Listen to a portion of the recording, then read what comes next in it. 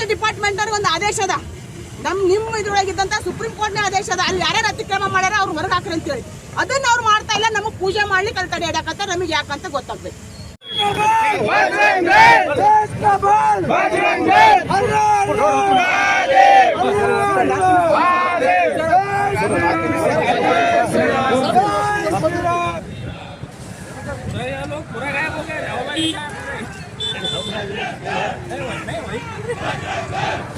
आए क्या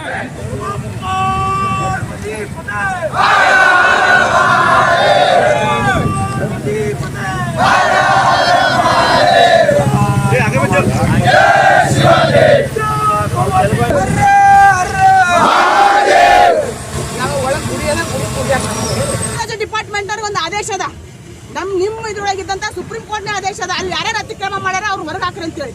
ಅದನ್ನ ಅವ್ರು ಮಾಡ್ತಾ ಇಲ್ಲ. ನಮಗೆ ಪೂಜೆ ಮಾಡ್ಲಿಕ್ಕೆ ಅಲ್ಲಿ ತಡೆ ಹಿಡಕತ್ತ, ನಮಗೆ ಯಾಕಂತ ಗೊತ್ತಾಗ್ಬೇಕು. ಸರ್, ನಾನು ಒಂದೇನು ಅಂತಂದ್ರೆ, ಈ ವರ್ಷಕ್ಕೆ ನಾವು ಹೊಸದಾಗಿ ಹೋಗ್ತಿಲ್ಲ. ಇದು ನಾವು ಹೋಗ್ತಾ ಇರೋದು 3ನೇ ವರ್ಷ.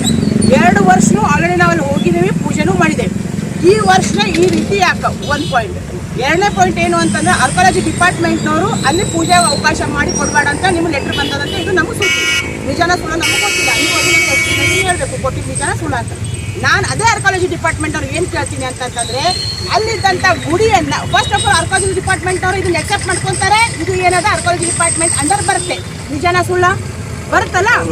ಅಲ್ಲಿದ್ದಂಥ ಗುಡಿಯನ್ನ ಪ್ರತಿನಿತ್ಯ ಸಾರ್ವಜನಿಕರಿಗೆ ಪೂಜೆ ಮಾಡಲಿಕ್ಕೆ ಅವಕಾಶ ಮಾಡಿಕೊಡ್ಬೇಕು. ಅಲ್ಲಿದ್ದಂಥ ಏನು ಆರ್ಕಾಲಜಿ ಡಿಪಾರ್ಟ್ಮೆಂಟ್ ಒಳಗೆ ಬಂದಂಥ ಏನೇನಲ್ಲಿ ಸಾಮಗ್ರಿಗಳು ಏನೇನು ಬರ್ತಾ ಇವತ್ತು ಶಿಲೆ ಆಗಿರಲಿ, ಪಿಲ್ಲರ್, ಅದನ್ನೆಲ್ಲ ಕ್ಲೀನ್ ಮಾಡಿಕೊಂಡು ಸರಿಯಾಗಿ ಇಟ್ಕೋಬೇಕಂತ ಅನ್ನೋದು ಅವ್ರ ಜವಾಬ್ದಾರಿ. ಅವ್ರಲ್ಲಿ ಏನು ಮಾಡ್ಯಾರ?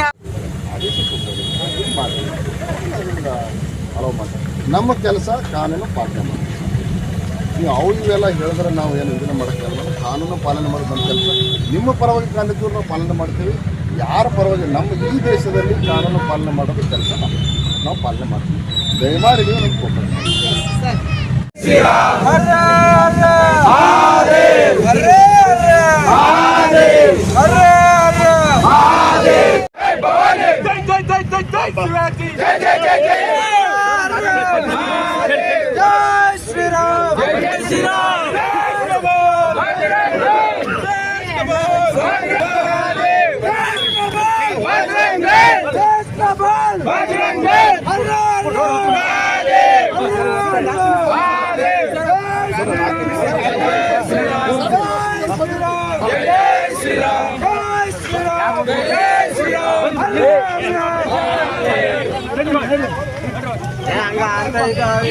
ಏನಾಯ್ತು